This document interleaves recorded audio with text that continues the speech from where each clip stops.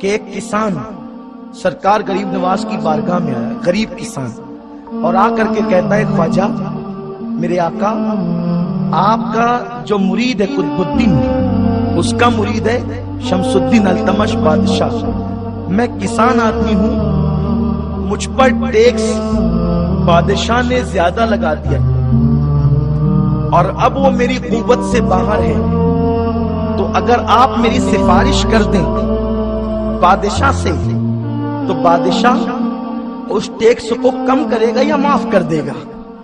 سرکار غریب نواز رحمت اللہ تعالی علیہ اجمیر شریف سے دلی اس اکیلے کسان کے ساتھ سفر کرتے ہیں،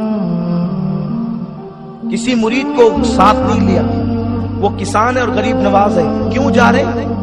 اجمیر شریف سے دلی جا رہے، کیوں؟ صرف ایک غریب کسان کے لیے کہ بادشاہ نے اس پہ ٹیکس زیادہ لگا دیا ہے، اور سرکار غریب نواز کی بارگاہ میں وہ فریاد لے کر آیا ہے۔ جب دلی پہنچے تو پورا شہر، بابا قطب، شمس الدین سب مل کر غریب نواز کے استقبال کے لیے آئے۔ سرکار قطب الدین نے عرض کی حضور آپ اطلاع تو کرتے آنے سے پہلے، اچانک تشریف لائے، اگر ہمیں قبل از وقت خبر نہ ہوتی تو ہم آپ کے استقبال کے لیے بھی نہیں آ پاتے۔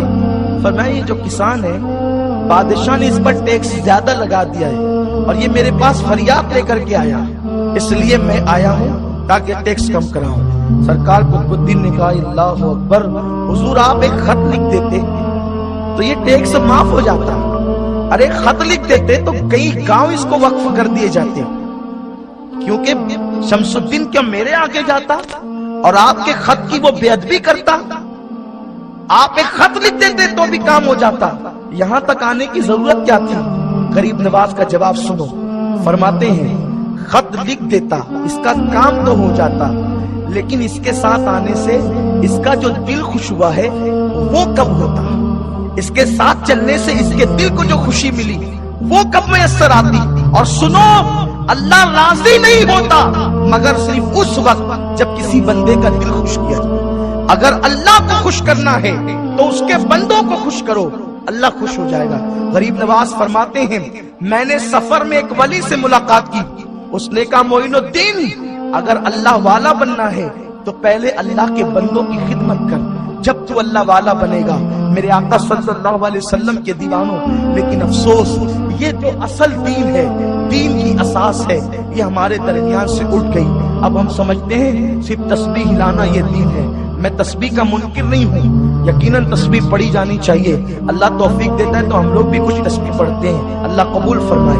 لوگ سمجھتے صرف روزہ رکھنا یہ عبادت ہے، یاد رکھیں روزے کا مخالف نہیں، لیکن ساری عبادتوں سے بڑھ کر حضرت بابا فرید الدین گنج شکر کا جواب سنو، ان کا فرمان سنو۔